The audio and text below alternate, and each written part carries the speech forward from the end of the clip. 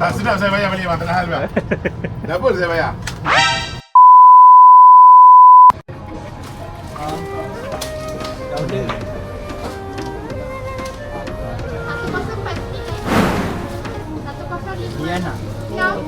Banyak order bang.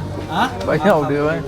Ya, kawan-kawan office saya kat Damansara, dia orang almost every day Order? dia orang akan dalam muka office. Oh ya? So hari ni paling banyak 10 ke 8. Ada member open order. Lepas tu markup lah tu jahat betul lah. Jadi okey, dah pernah rasa ke? Kita first time. Tapi I punya boss semua cakap sedap. So dia orang Dia bagi feedback. Terima okay. Baik. Thank you. Pak benda tu nak menyelerakan. Tak sedap saya bayar balik bang, tak tahan bang. Double saya bayar. Kalau nak komplain jauh nak datang balik dia punca alam ni. Dapat dia. Mesej dah masuk dalam grup. Apa dalam Raymond apa?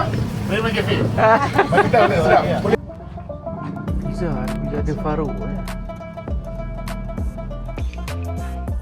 Memang chef apa bang? Ha? Okay tu. Nampak steady.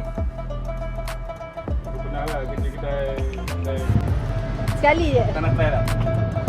Macam tak adalah wow pun lah macam tu lah. Wow, dia sebab dia pakai wagyu je kan. Betul. So at that time pun biasa je sebenarnya. Tapi saya memang pemakan, jadinya sedap lah. Okey lah.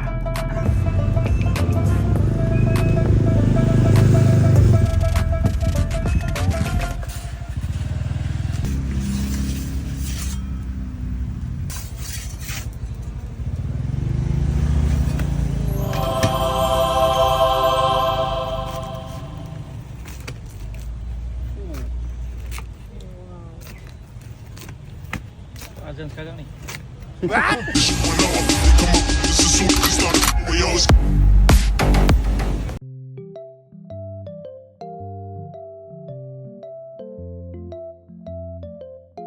Now kita nak try. Texture dia pun not bad tau. Bismillah. Speechless.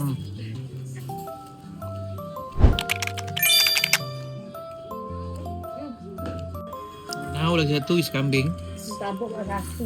Kambing dia penuh. Sampai mana? Lucu ekor. Ikut.